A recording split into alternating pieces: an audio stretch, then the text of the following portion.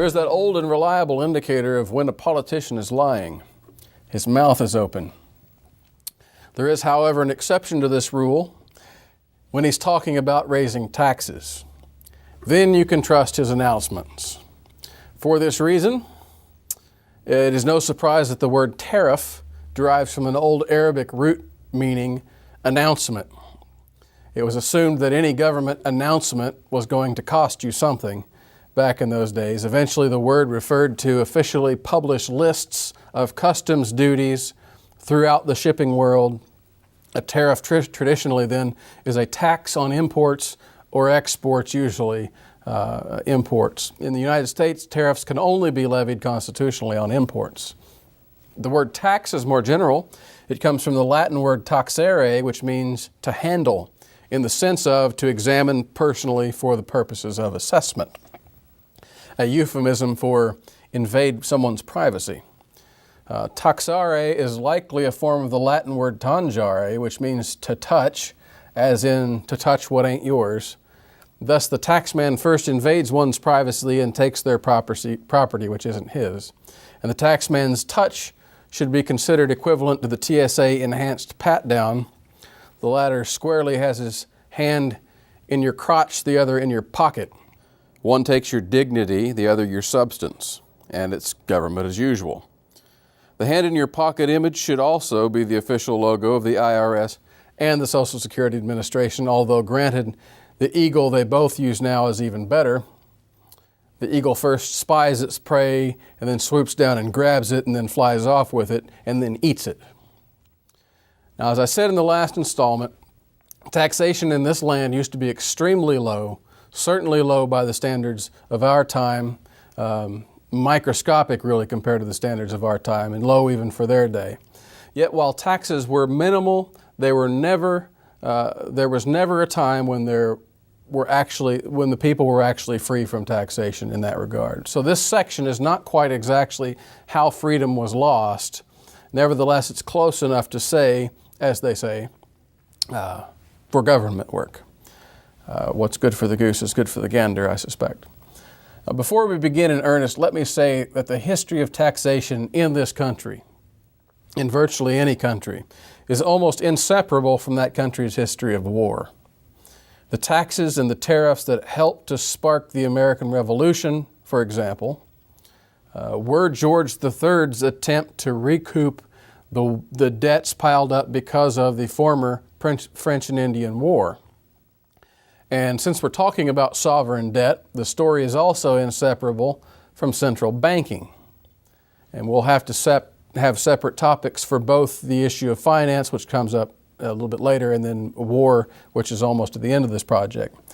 For now, know that the whole picture of taxation, though gruesome in itself, is without context unless we factor in both war and central banking in the history of the nation. It's obviously no revelation that our historically low levels of taxation are not quite freedom, were lost, but it will be a surprise to most readers just how quickly and just how systematically they were lost. For example, as I said before, the revolutionary sentiments were raised in response to the Townshend Acts of 1767. These had been a second attempt after the failed Stamp Act to raise the revenues for Georgia's debts in the American colonies. The duties imposed were resisted, ultimately repealed on everything on that list except tea, and that led to the Tea Act of 1773 and then to the Boston Tea Party and so on. So for the principle of self-government, no doubt, but for the specific case of an 8.33% import tax on tea, American colonists were willing to fight and die if necessary. Now the irony here is that the Tea Act lifted tariffs that were imposed by the British, lifted tariffs on the British East India Company.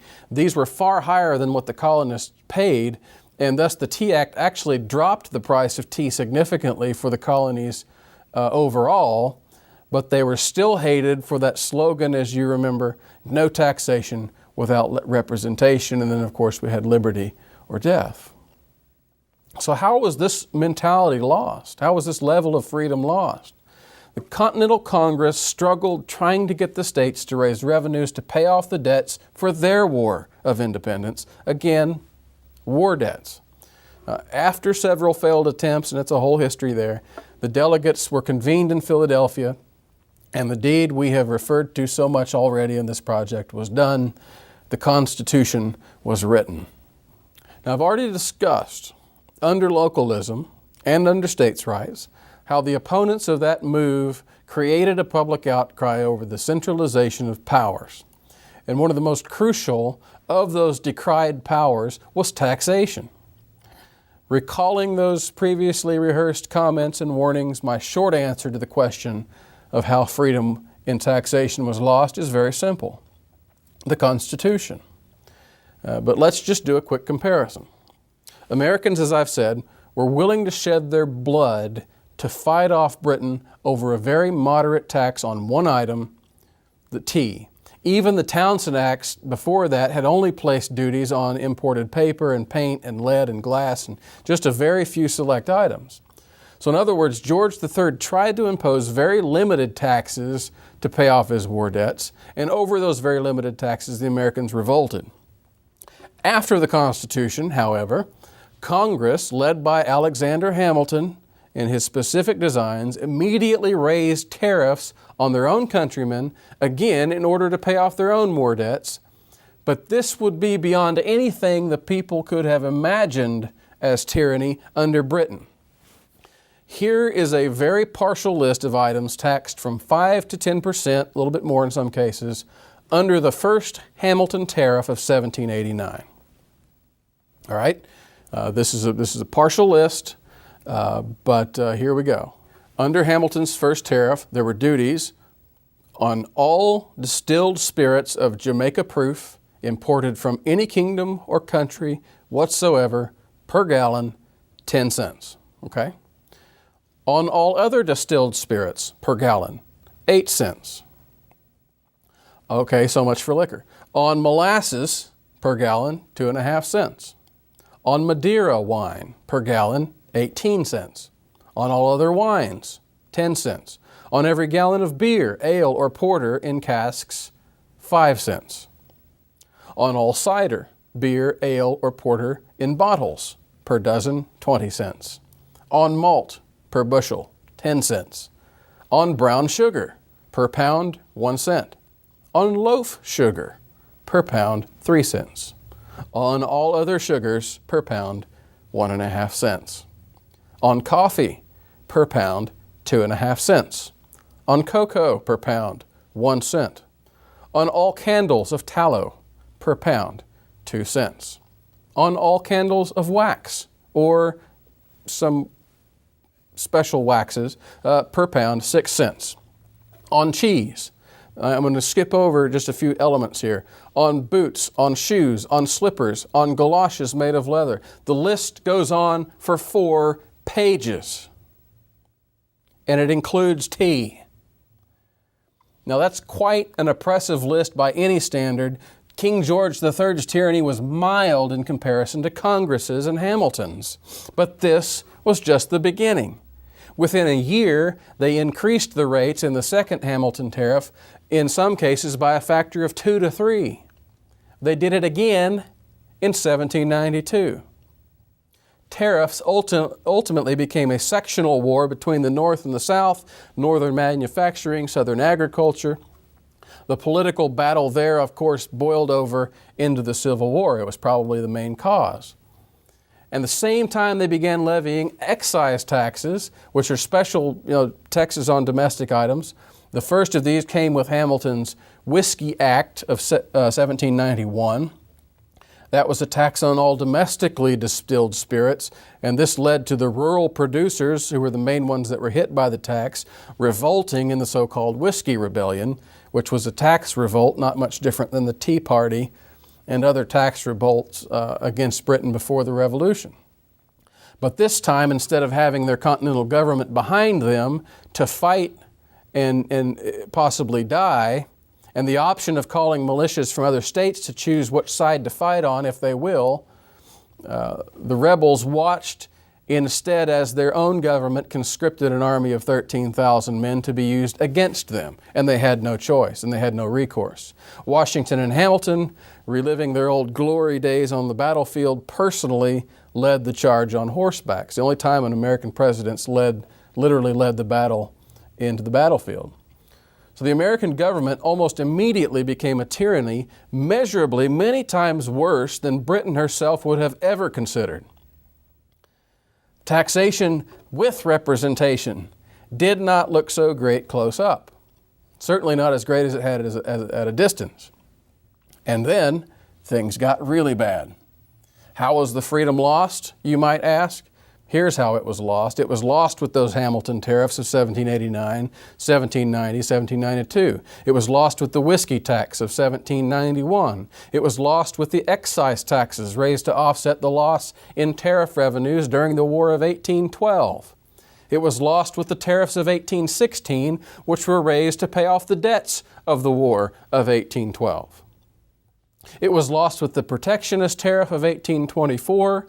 And again, it was lost with its sister act in 1828, which was called the Tariff of Abominations, which raised the rates of the 1824 tariff. It was lost with the Morrill Tariff in 1861, which established the highest rates in U.S. history and set a precedent that reigned from 1861 all the way until the time of Woodrow Wilson. It was lost with the first income tax in 1861, again in 1862 imposed by the Union. The Confederacy was no better. It did the same thing in 1863, so apparently income tax was a bipartisan abuse by both the North and the South, and it lasted for at least 10 years. After a landmark Supreme Court case in 1895, blanket income taxes were considered unconstitutional. Congress pouted about it. They wondered, what could they do? Wait, it was no problem. Of course, we'll just pass an amendment to the Constitution. One of the most difficult things to do in American politics, and yet for the cause of taxation, it was done. So it was lost again in 1913 with the 16th Amendment and the Revenue Act of 1913. This measure was championed by progressives of both Democrat and Republican stripes at the time. Since that time, the income tax brackets have been monkeyed with only a few dozen times. The lowest tax bracket has not dipped below 10% since 1933. It was originally only one bracket of 1% and only on people making more than $6,000 a year, which hardly anyone at the time did. It has reached as high as 92%, the highest tax bracket has. It's currently at 35%. It was lost during and immediately after the Civil War in a whole series of excise taxes, again on liquor. This led to the whole legacy of ridge runners and the moonshiners and the rednecks and their mortal enemies, of course, the revenuers. This led also to the creation of two behemoth government agencies that were involved respectively with the monitoring and regulation of the alcohol itself and with the taxation of it. And those two agencies are the ATF and the IRS, beloved agencies that we have. It was lost as federal excise taxes today persist on alcohol, tobacco, firearms, tanning, fuel sources, gas mileage, coal, phone line usage, trucking, vaccines, water transportation, fishing gear, harbor maintenance, airline tickets, jet fuel, and tires, to name a few. It was lost when FDR invented Social Security, of course borrowing from the Prussian socialism of Bismarck, admittedly. But it was lost as those Social Security taxes have been raised 20 times since 1933 to keep propping up the failed socialistic system. It was originally 1% for the individual's half, reaching to 6.2% today. But of course, that's only half of it. The employer pays the other half. It was lost when LBJ piggybacked Medicare onto Social Security in 1965. The result meant another payroll tax on top of Social Security. And it was lost every time those Medicare taxes have been raised at least 8 times since 1965, beginning with a tiny, insignificant, who could argue against 0.35% tax. Today it's a 1.45%, half of a tax an increase of over 400%. And this is considering only federal taxes. Local and especially state governments impose their own versions of these same taxes at each level of government, on top of the federal taxes. Okay. I have seen the total tax burden per nation considered as a percentage of GDP. The U.S. comes in high among Western nations with just under 30% total tax burden. But this is very misleading in only regarding income taxes. It doesn't consider Social Security taxes, doesn't consider the Medicare taxes, it doesn't consider state and local taxes and excise taxes, all of those, state and local, especially of every stripe. Including these things would send the American percentage much, much higher, to say nothing of the total in those other countries who also monkey with their numbers anyway, as if 30% is not bad enough. So how was the freedom lost? It was lost for many reasons, throughout many phases. We've trusted the federal government. We trust all levels of government somehow to take our money and then turn around and treat us well. We expect a bigger part of the loot to come to us than we send to Washington, which is taken from other people. Okay, they've instead of treating us well, of course, they financially raped us, but they've done it at our own behest. From 1789 until today, we have watched as Washington has gradually taken our money and spent it on everything it wishes, including frivolities and all kinds of money pits of which we can make another 4-page list. Meanwhile, great ideas of freedom and liberty have come and they've gone. And they get barely more than lip service from the guys in Washington and the guys many times at the state level who are supposed to have our interests at heart. Do we have to say any more about the issue of how taxation, freedom in taxation was lost?